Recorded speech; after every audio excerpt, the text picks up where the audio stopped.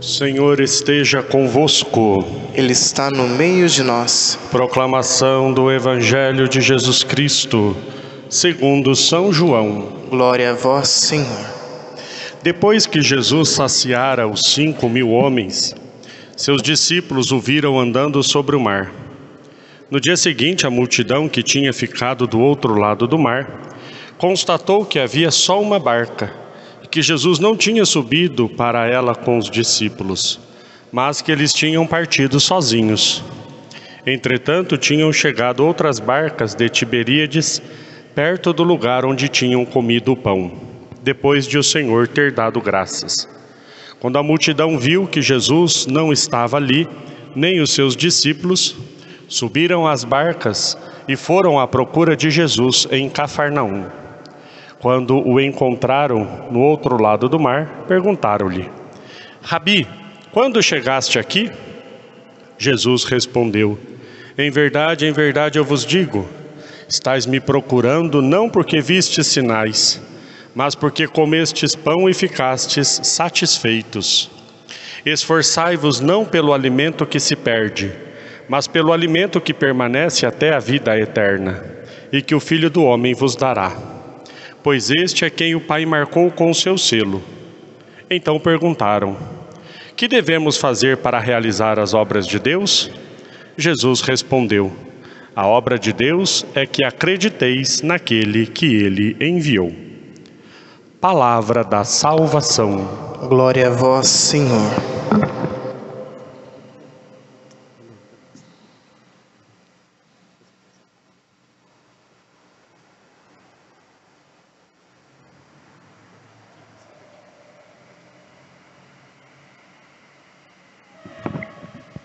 Ó Maria concebida sem pecado, Rogai por nós que recorremos a vós. em nome do Pai, do Filho e do Espírito Santo. Amém. Amém.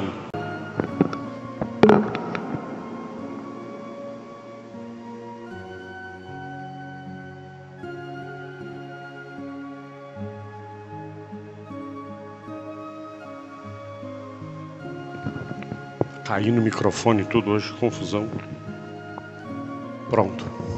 Queridos irmãos e irmãs, nós nesta segunda-feira da terceira semana da Páscoa, ouvimos um evangelho que é continuidade do que nós ouvimos esses dias, que é a multiplicação dos pães. Nosso Senhor multiplicou os pães, fez um grande milagre, é um dos maiores milagres de Jesus, no sentido de ter impacto sobre as pessoas. Os maiores milagres que levou Jesus a ter assim uma fama muito grande foi a multiplicação dos pães, pelo fato de que eram 5.000 pessoas que tinham comido dos pães, ou seja, foram 5.000 pessoas que testemunharam aquele milagre, e um milagre absolutamente extraordinário. E também a ressurreição de Lázaro, já mais no final, também chamou muita atenção, óbvio, trazer uma pessoa de volta à vida é algo que de fato fica bastante evidente. Então, esses milagres de Jesus foram muito decisivos para o povo procurar Jesus. Hoje, então, vão atrás de Jesus, querem saber dele, querem saber onde ele está. Tem toda a questão de que ele foi andando sobre as águas para o outro lado do mar. E as pessoas questionando: mas nós só vimos seus discípulos saindo numa barca e vimos que o Senhor não estava na barca, agora o Senhor está aqui. O que aconteceu? E Jesus nem responde. Jesus não disse para eles: eu vim andando sobre o mar. Jesus nem responde. Jesus já coloca às claras a intenção com que eles foram procurar Jesus. Ele diz logo: vocês vieram me procurar porque comeram pão, né? Estão de barriguinha cheia, estão satisfeitos, então seus problemas humanos e mundanos acabaram. Qual a maior preocupação do ser humano sobre a face da terra? Comer. É o mais essencial. É a necessidade mais essencial de um ser humano. Se o ser humano não come, ele morre. Se nós não formos no cinema, se nós não tivermos automóveis, se nós não tivermos televisão, se nós não tivermos internet, vixe, é um caos, um problema. Mas nós não morremos. Mas se não comer, dura poucos dias. Comida e água é o essencial do ser humano. Ou seja, se Jesus deu de comer a 5.000 pessoas com 5 pães e 2 peixes, então nós estamos com todos os problemas resolvidos. Problemas humanos resolvidos. Por isso Jesus fala: vocês me procuraram porque comeram pão e ficaram satisfeitos. Mas aí Jesus dá um ensinamento. Eu vos digo, não trabalheis nem vos esforceis pelo pão que perece, mas por aquele que dura até a vida eterna. De que pão é esse que Jesus está falando? A multiplicação dos pães é um grande sinal que nos indica imediatamente a Eucaristia. Tudo indica que essa multiplicação tenha acontecido um ano antes da Páscoa de Jesus, um ano antes da sua morte, um ano antes da instituição da Eucaristia. Inclusive ele diz aqui no texto do Evangelho, né? Esforçai-vos pelo pão que não perece e que o Filho do Homem vos dará. Jesus ainda vai dar a Eucaristia, mas ele já está dizendo, o esforço de vocês deve ser por aquele pão que não perece. E depois, quando chega mais adiante, aqui nós estamos no capítulo 6 do Evangelho de João. Mais adiante Jesus vai começar a dizer, eu sou o pão da vida. O verdadeiro pão descido do céu sou eu, o Pai vos deu quando me enviou. Jesus é o pão da vida, ou seja, Jesus está dizendo então, vocês devem se esforçar, não pelo pão deste mundo, mas para ter a mim na vida de vocês. Para me ter na vida de vocês. O nosso esforço é por causa de Jesus. Esse deve ser o nosso maior esforço. Especialmente no sacramento da Eucaristia. É aqui o grande pão da vida. É o grande pão que não perece nesta vida, mas que nos acompanha até a vida eterna. Ou seja, o nosso maior esforço deve ser pela Eucaristia. E quando nós dizemos assim, dá uma impressão meio esquisita, mas como assim se esforçar pela Eucaristia? A Eucaristia é de graça. Ninguém pagou a entrada aqui na porta da igreja, né? E se pagou, está errado, lógico que não, né? Uma brincadeira. Ninguém pagou pedágio para entrar na missa. Ninguém paga pedágio para entrar na fila da Eucaristia para comungar o corpo de Jesus. Ninguém paga alguma coisa material para comungar Jesus. E nós ficamos então com a impressão de que a Eucaristia não requer de nós esforço. Nós temos a impressão de que a Eucaristia, por ser um dom de Deus, e de fato é um dom de Deus, um presente é de graça, então não precisa ter esforço da nossa parte para termos acesso à Eucaristia. E isso é um grande erro dos nossos tempos, porque a Eucaristia é dada aos filhos, é dada de graça, mas a Eucaristia requer de nós a correspondência para com aquilo que ela é. A Eucaristia é nosso Senhor Jesus Cristo, e nós precisamos sim fazer um esforço imenso para nós não comungarmos Jesus de forma indigna, em pecado mortal, o que seria uma terrível profanação. Nós devemos sim fazer um esforço muito grande para nós não trocarmos a Eucaristia pelas nossas coisinhas e pelas nossas coisas, pelos nossos pecados. Todas as vezes que nós cometemos um pecado grave, um pecado mortal, e entendam bem que pecado mortal requer que a pessoa tenha liberdade, consciência e vontade de fazer aquilo. Isso caracteriza um pecado mortal. Então eu sei o que eu estou fazendo, eu sou livre para fazer aquilo que eu estou fazendo, e eu sei que aquilo que eu estou fazendo é errado. Quando eu cometo um ato desses, eu simplesmente estou dizendo não para a Eucaristia. Porque ao cometer um pecado mortal, eu estou rompendo com Deus e rompendo com a igreja e me tornando inapto para entrar na fila da Eucaristia. Então qual é o meu esforço para alcançar o pão que não perece? É não compactuar com o mundo, é não cometer pecado mortal, para que eu possa entrar na fila da comunhão e receber o corpo e o sangue de nosso Senhor. Mas como eu dizia, nós trocamos com muita facilidade a Eucaristia pelas coisas do mundo.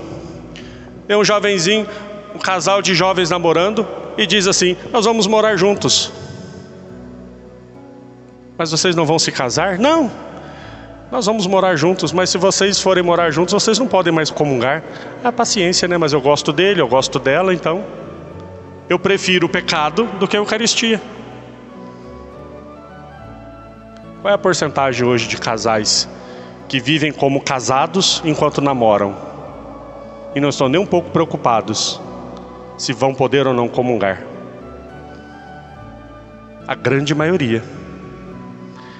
Entre tantos outros, não existe só esse pecado, não, existem muitos outros. Quando eu faço, por exemplo, a opção de ser desonesto para ter vantagens e ganhar dinheiro desonesto, eu estou fazendo a mesma coisa, eu estou trocando a Eucaristia por uns trocados a mais no final do mês no meu salário. Quando eu adultero uma nota, quando eu faço alguma coisa errada, eu estou trocando a Eucaristia por um trocadinho de dinheiro a mais. Judas vendeu Jesus por 30 moedas de prata, e nós estamos vendendo Jesus por quanto? Nós estamos entregando Jesus por quanto? Esforçai-vos pelo pão que não perece.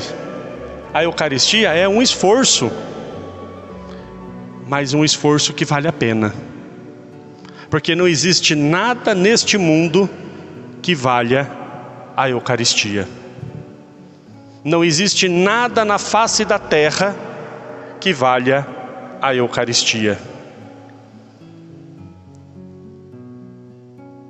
Nós às vezes desconectamos a nossa vida com a nossa fé. Esse é um grande problema. Porque quando eu estou lá numa situação concreta, numa situação diante de mim real e concreta, naquele momento eu lembro da Eucaristia?